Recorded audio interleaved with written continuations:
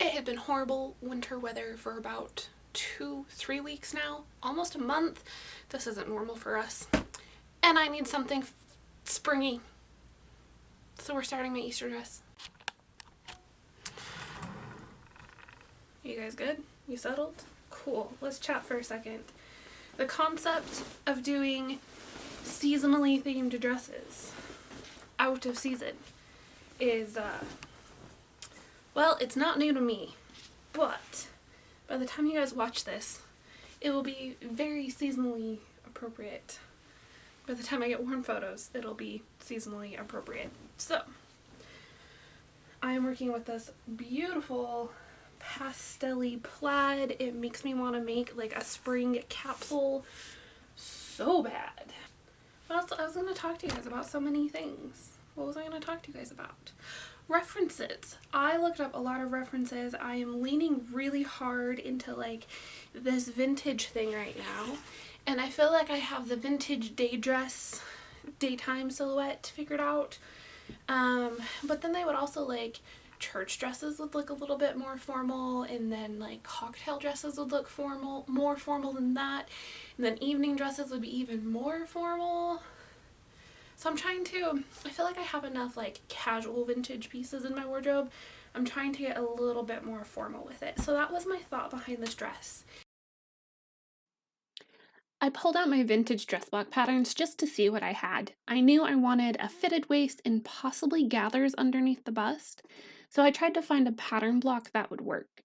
I ended up just going with my basic pattern block and then just using it to mark out the arm's eye on a giant rectangle, because I didn't know exactly what I wanted other than an all-in-one sleeve at this point.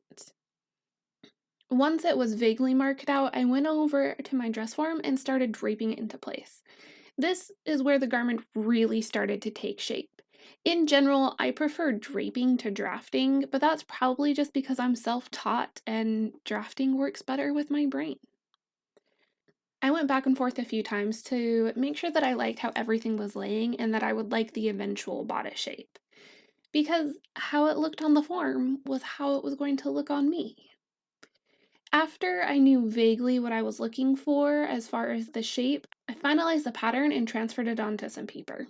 This is so I could eventually make a gridded pattern to sell, and so it would be stupidly easy to recreate this look in the future. Off screen, I also drafted the back of the bodice, which is always considerably easier than the front. So I think this has to be like the quickest something has ever come together and just been a thing. I need to cut out the lining and then we're gonna get sewing, and if I don't finish this dress today, I'm gonna get real close. So let's just see what happens. I'm kind of excited. All right, let's go.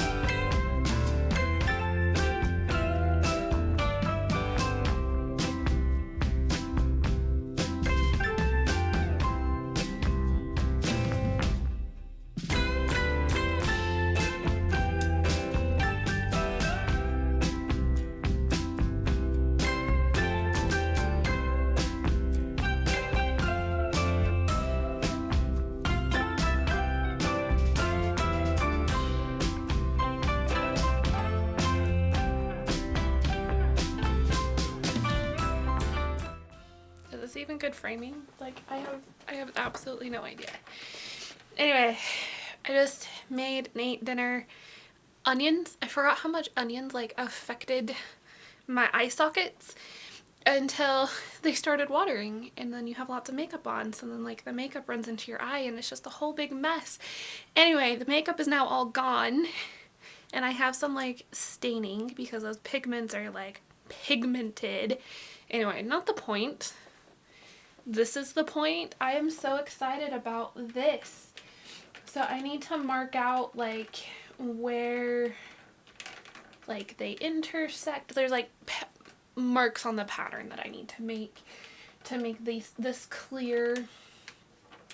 I goofed. I gathered the underbust before finishing the sleeve, and I really should have finished the sleeve first. So we're gonna fix that, and then we're going to attach the waist belt thing, and then like the bodice is done, and I'm going to put the skirt. I'm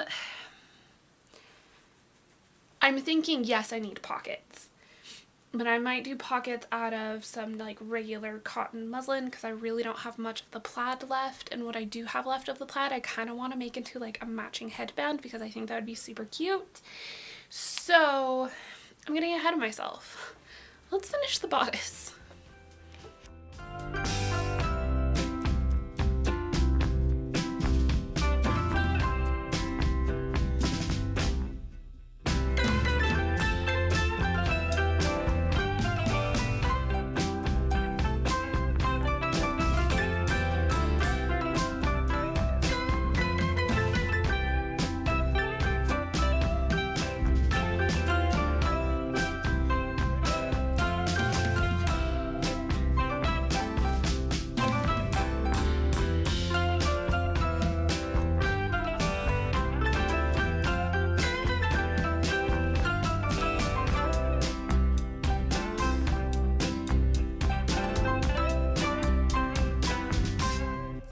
Alright, so now that the bodice is officially sewn together, let's talk about it. I feel like every bodice I make will just do this thing until it gets the skirt on to like weigh it down, but then even then it might. Draping doesn't account for like weird things like this. But whatever. I still think it looks super cute. My pattern is huge on me, so I kind of just overlapped that by 1.5 inches. If it ends up not being comfortable, then I will go back and alter and take out some of that. But yeah, it should fit my sway back nicely because it goes up just a little bit in the back. I'm just so excited. We're going to attach the skirt now. That's a lie. We're going to put pockets in the skirt and then attach the skirt.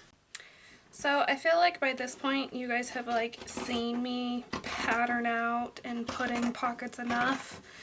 Like, do we need that in this video? Probably not. Are you going to get that in this video? Probably not. But I will link some videos down in the description for you if you're like, I need pocket content. So I'll do that just for you. I think I made these pockets too big. Like, what if I took, what am I saying? Let's just have big pockets.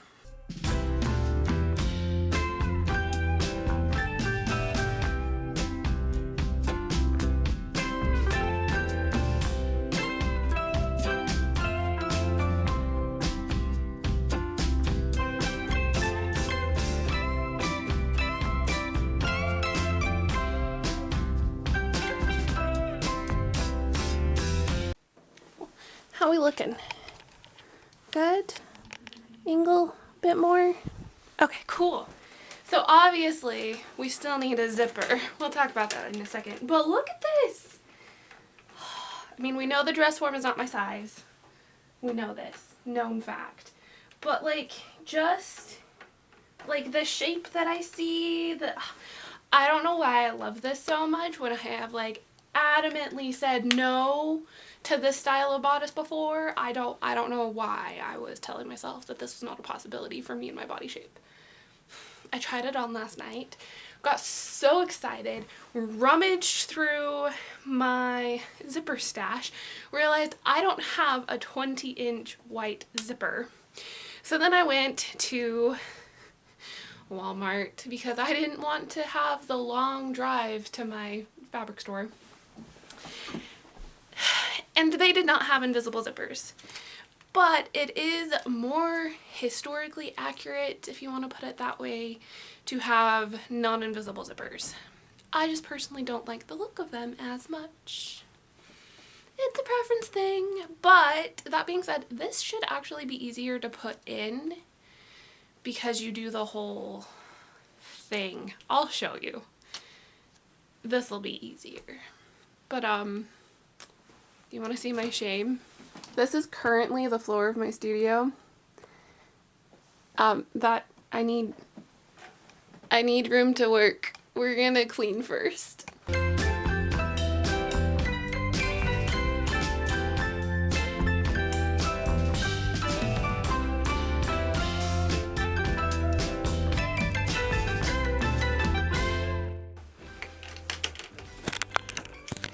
Did I just pretty much hide everything in my closet of doom?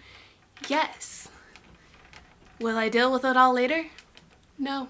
No, it goes there to die. Zipper time. Zipper time. Okay. The reason how come this is easier is because the first step is to completely sew up the back seam. That's a pretty easy step.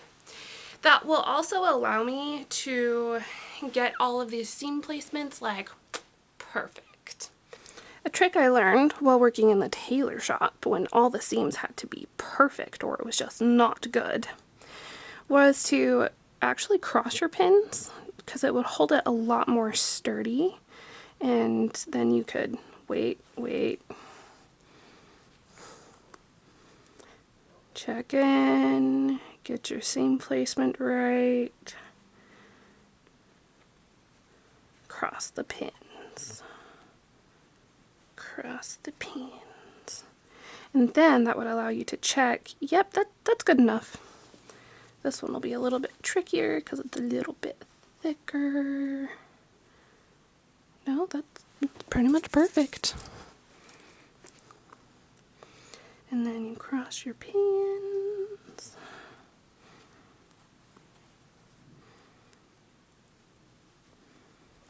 And you check inside. That'll do. That'll do. Okay, sewing.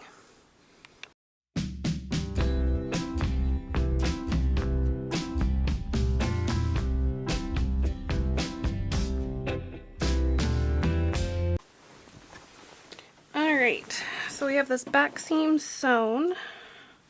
If you want it to be super technical and fancy, you could press it. And that would be super awesome for you. I'm not going to do that. Okay, cool. So now we have this back seam, which is, wow, I didn't even try to pattern match that. Oh, that makes me feel so awesome. Warm fuzzies, man, warm fuzzies. Okay, so we want the zipper to go pretty much all the way to the top. Am I even framed up? I don't know.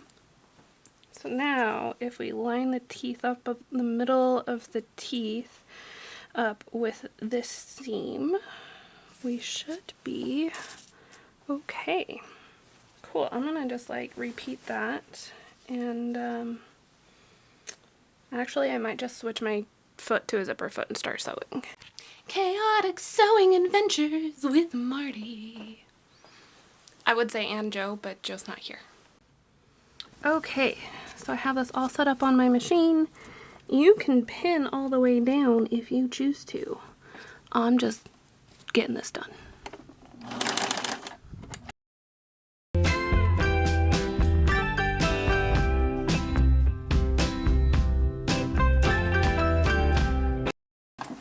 We are going to turn.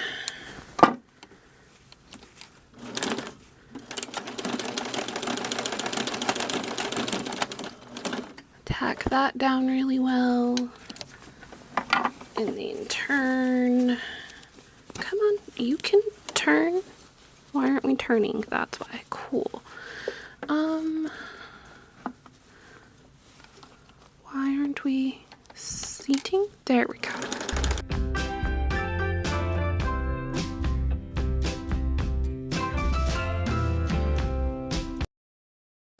I've now turned the dress to be right side out. You can see the center back seam. You can see the top stitching on either side.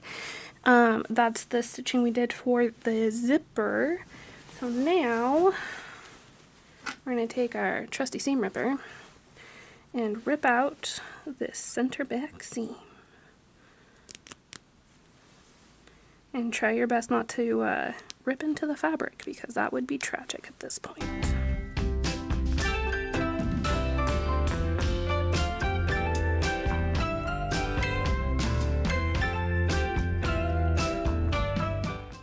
So there are some things that I'm going to fix on the pattern. I'm going to lower this by at least 1 inch, probably 1.5 inches, so it'll sit right under the bust.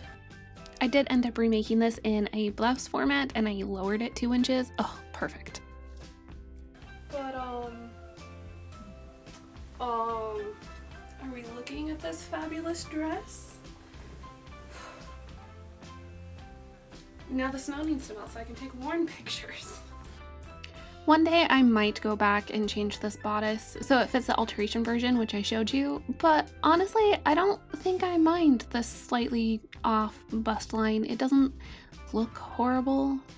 I don't know. You could think it looks horrible. That's up to you. Regardless, I think this is a super cute dress, and I am so happy every time I wear it.